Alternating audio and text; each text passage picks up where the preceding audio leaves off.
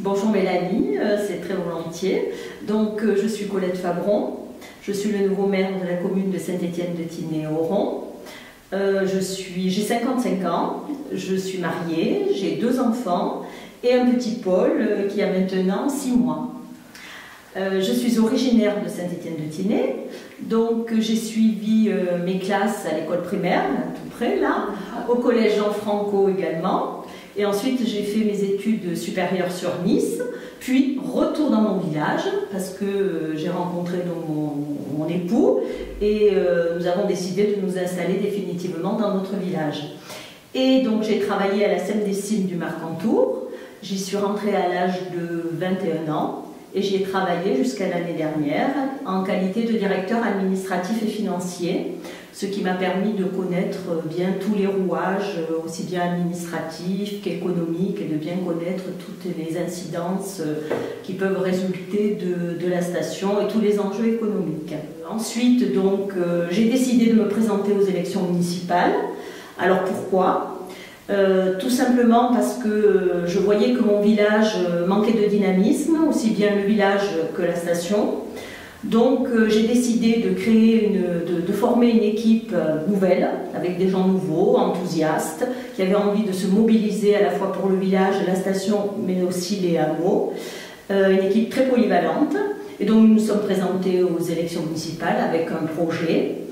Et voilà, nous sommes en place donc maintenant depuis 6 mois. Et c'est avec un grand plaisir et c'est un grand honneur, comme ont fait les Stéphanoises et les Stéphanois, de m'élire à la tête de leur commune. Et je veux qu'ils sachent que je mettrai toute mon énergie et mon courage pour aller de l'avant et redynamiser notre commune.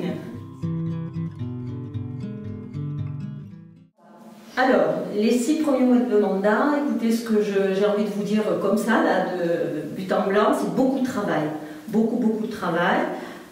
Mais également une tâche passionnante, parce qu'être près de nos concitoyens et leur rendre service, c'est passionnant et c'est vraiment on a l'impression d'être utile à quelque chose.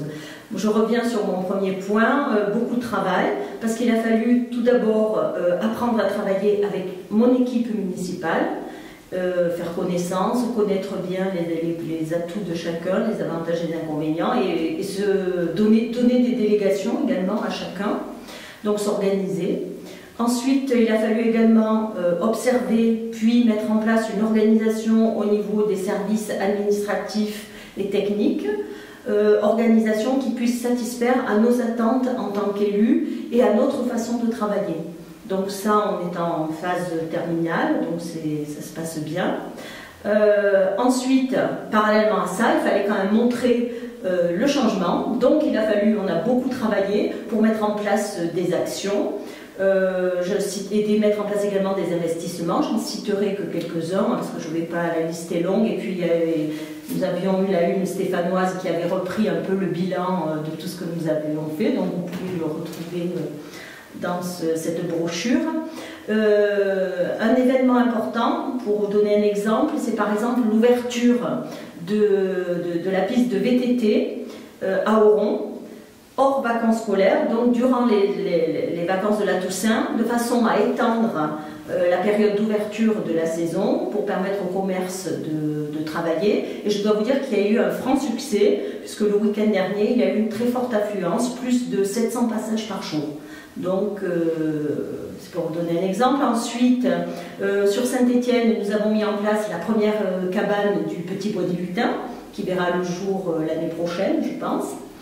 Ensuite, également, mise en place d'un chalet d'accueil à la place Saint-Mette pour arrêter les véhicules qui descendent de la Bonnette et faire en sorte que notre village puisse vivre avec des touristes de façon plus conséquente durant la période d'été. Également, oui, un gros travail au niveau de la recherche de promoteurs pour le dossier de l'USBTP d'Oron, parce que la commune donc, doit rembourser un emprunt de 3 millions d'euros dès le 31 mars 2015. Et donc, il fallait absolument trouver un investisseur pour racheter ce terrain. Là, nous l'avons trouvé. Nous avons trouvé un investisseur après de multiples rendez-vous. Et normalement, nous devrions signer un compromis de vente dans les prochains jours.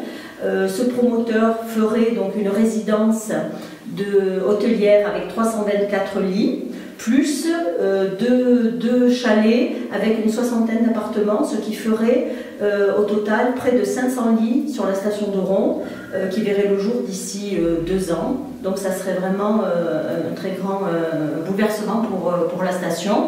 Et puis un gros ouf pour nous, puisque du coup les finances de la commune seraient nettement améliorées. Et ce qui nous permettrait de maintenant nous tourner vers d'autres investissements et des projets plus structurants. Et actuellement, nous sommes en train de travailler sur ces projets structurants. Également, nous avons mis plusieurs projets également en demande de subvention. Je prendrai pour exemple les jardins d'enfants, aussi bien à Saint-Étienne qu'à Oron.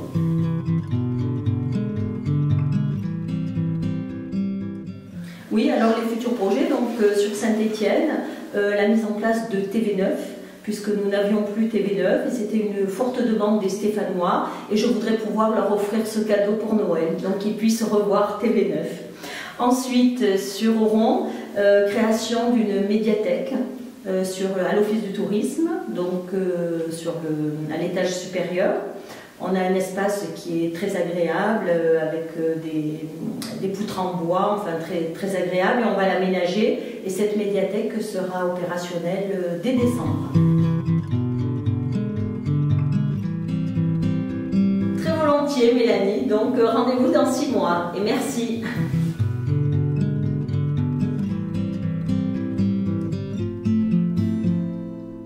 You go and I'll be okay. I can dream the rest away. It's just a little touch of fate, it'll be okay. It sure takes its precious time, but it's got rights and so have I.